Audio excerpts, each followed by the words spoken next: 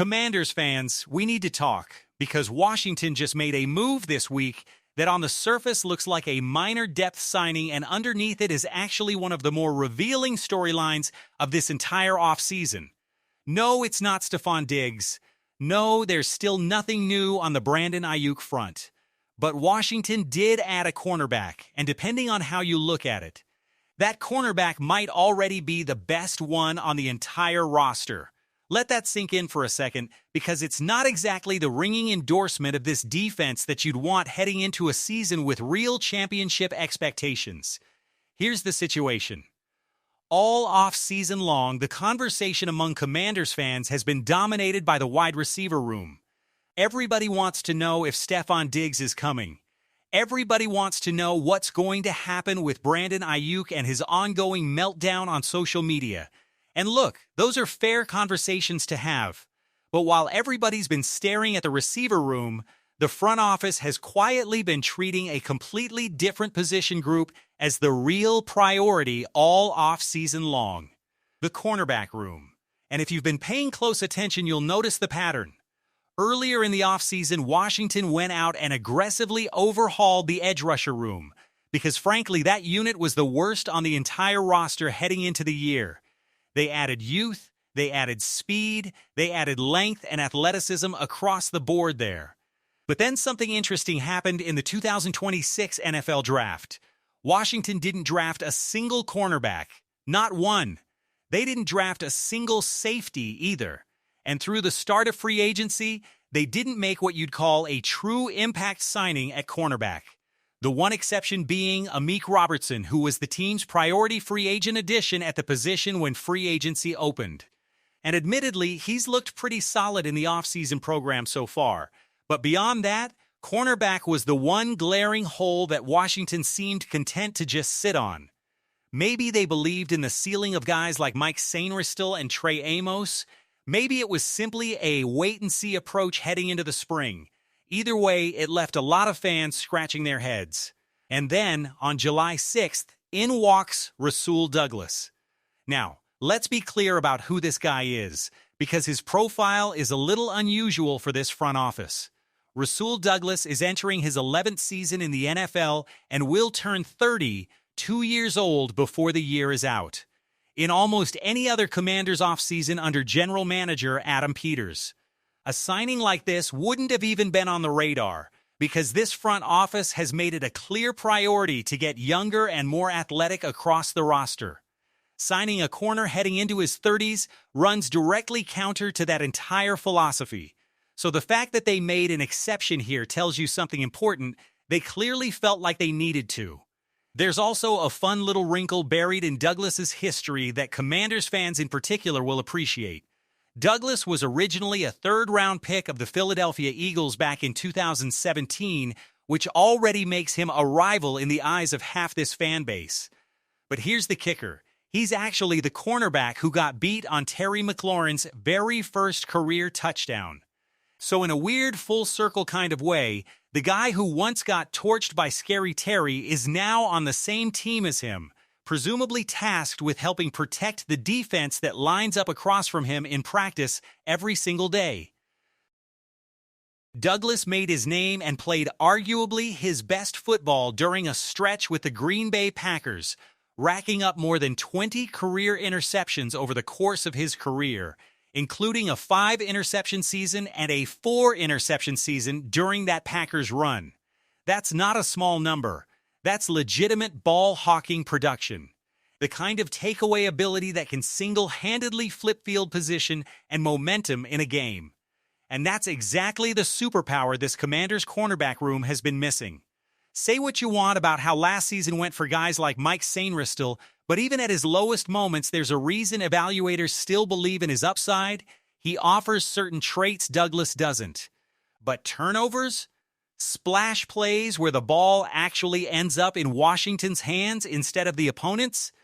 That's been a void in this room, and Rasul Douglas fills it.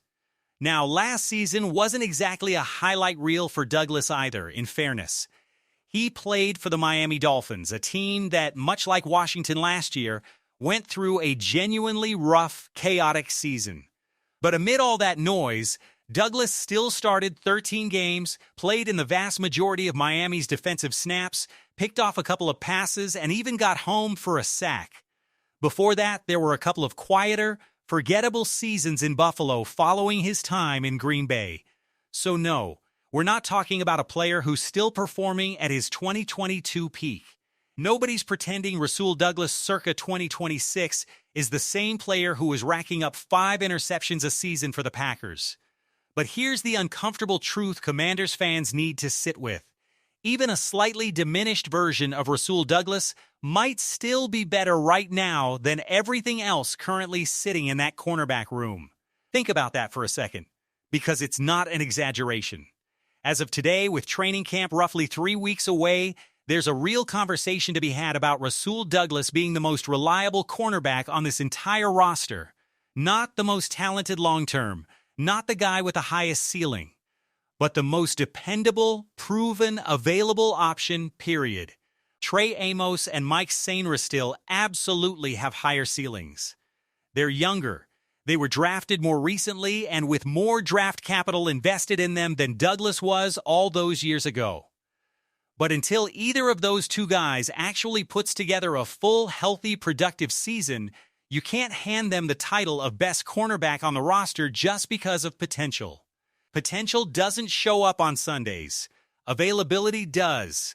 And if there's one lesson Commanders fans have learned the hard way over the last several years, it's that your best ability truly is your availability. Let's also address where Douglas fits into the bigger picture here, because he's not walking in to play everywhere. Nobody around this building expects Rasul Douglas to kick inside and play the slot or the nickel role. That competition is shaping up to be strictly between Amik Robertson and potentially Mike Sainristil, even though there are real questions about whether Sainristil has the hip fluidity and quick twitch movement teams typically want in a full-time slot defender. His size might suggest he belongs inside, but his traits might say otherwise.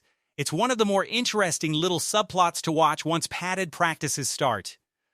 Douglas, meanwhile, is strictly an outside cornerback, and that's exactly where Washington needs the reinforcement most. So here's the real story hiding underneath the surface of this signing, and it's one that should make Commanders fans feel a mix of relief and mild concern at the same time. On one hand, adding a proven veteran who can immediately step in and start, who has genuine ball skills and takeaway ability, and who brings championship-level experience to a young room is undeniably a good thing. On the other hand, the fact that Washington needed to go out and sign a 31-year-old cornerback just 3 weeks before training camp after an entire offseason of supposedly building around youth and athleticism tells you this front office wasn't nearly as confident in its existing cornerback depth as some fans wanted to believe. This wasn't a luxury signing. This looks a whole lot more like a necessity. And let's talk about the money for a second, because it matters here too. Rasul Douglas signed a 1-year deal worth up to $3.8 million. That's not the kind of number that's going to make headlines around the league, but it's also far from nothing, and it fits the exact pattern we've come to expect from Adam Peters as a talent evaluator, find proven. Experienced players on manageable, low-risk, short-term contracts, and stack enough of them together that your depth chart doesn't completely collapse the moment injuries or inconsistency hit. And inconsistency at cornerback has been a very real problem in Washington. Let's not pretend otherwise. Amik Robertson and Mike Sainristil were both, frankly, well below the standard you'd want out of NFL cornerbacks for a good chunk of last season. You can point to coordinators, you can point to scheme, you can point to whatever excuse feels comfortable. But the tape doesn't lie, and both of those guys struggled significantly. Adding Rasul Douglas doesn't erase that history, but it does provide a genuine safety net if either of them struggles again in a brand new defensive system. And that brings us to maybe the most important piece of context for this entire signing. Washington is bringing in a new defensive coordinator this year in Durante Jones, who spent years working under Brian Flores with the Minnesota Vikings before taking this job. That means a real scheme shift is coming to this Commanders defense, And with any new scheme comes real uncertainty about which players actually fit and which ones don't. In a defense that's expected to lean on aggressive, attacking principles up front, Rasul Douglas gives this coaching staff a steady, experienced hand in the back end while the rest of the roster adjusts to a completely new system. If this new front seven ends up as disruptive as the offseason additions along the defensive line suggest it could be, quarterbacks might not even have time to fully test whatever's happening at cornerback in the first place. But you still need bodies back there who know what they're doing when the ball does come out, and that's exactly the value Rasul Douglas brings to the table. Now let's zoom out one more time, because there's a broader signal buried in this move that's worth pointing out. This signing tells you that Adam Peters is still actively working the phones this deep into the offseason, still looking for ways to round out this roster before camp opens. And it also tells you something about the Stefon Diggs situation, whether Commanders fans want to hear it or not. Stefon Diggs is a free agent. He's healthy. He's been working out. He's made it clear he wants to play in Washington. If this front office truly wanted to make that move happen, there's nothing stopping them right now, especially with the amount of cap space this team reportedly still has available. The fact that Washington instead used this week's roster move to address cornerback depth instead of the receiver room tells you that, at least for the moment. The front office either isn't as urgently motivated to add another receiver as the fan base is, or they're simply waiting on other dominoes to fall first, whether that's Diggs' markets elsewhere or the ongoing Brandon Ayuk circus finally reaching some kind of resolution. So where does this leave the Washington Commanders cornerback room heading into training camp? Realistically, you're looking at Mike Sainristil, Trey Amos, and now Rasul Douglas all competing for time on the outside, with Amik Robertson holding down the slot and Ahkello Witherspoon providing even more 30-something veteran depth behind all of them. Add in names like Darius Rush and undrafted rookies like Fred Davis, who's reportedly having himself a real summer and pushing for a practice squad spot, and you've got a room that, for the first time in a while, actually has some real competition and some real answers if the top options don't perform. Is this the move that sends Washington to the Super Bowl? No, and nobody with any sense is going to tell you that. Is it a move fans should scoff at either, dismissing it as a should-have-signed a receiver instead afterthought? Also, no. This is a smart, low-cost prove-it signing that adds a genuinely accomplished veteran to a room that desperately needed a proven, dependable presence. It's not flashy, it's not the move that dominates NFL headlines nationally. But for a Commanders defense that finished near the bottom of the league in yards allowed last season, and for a franchise trying to build sustainable competition at every level of the roster, this is exactly the type of unglamorous depth-building move that ends up mattering in November and December, when the injuries pile up and the season is on the line. We'll obviously keep tracking every move Washington makes as we approach training camp, whether that's finally landing a wide receiver, resolving the never-ending Brandon Ayuk situation once and for all, or making even more additions to round out this roster before the real football starts. There's still time for this front office to make more moves, and knowing Adam Peters, don't be shocked if there's at least one or two more surprises before camp opens. If you found this breakdown helpful, go ahead and smash that like button. It genuinely helps this channel reach more Commanders fans just like you. Drop a comment down below and give me your honest grade on the Rasul Douglas signing. Is he a legitimate difference maker for this defense? Or is this just a temporary band-aid until the young guys figure things out? And while you're at it, let me know if you actually believe Rasul Douglas is the best cornerback on this roster right now, because I think that's a conversation worth having.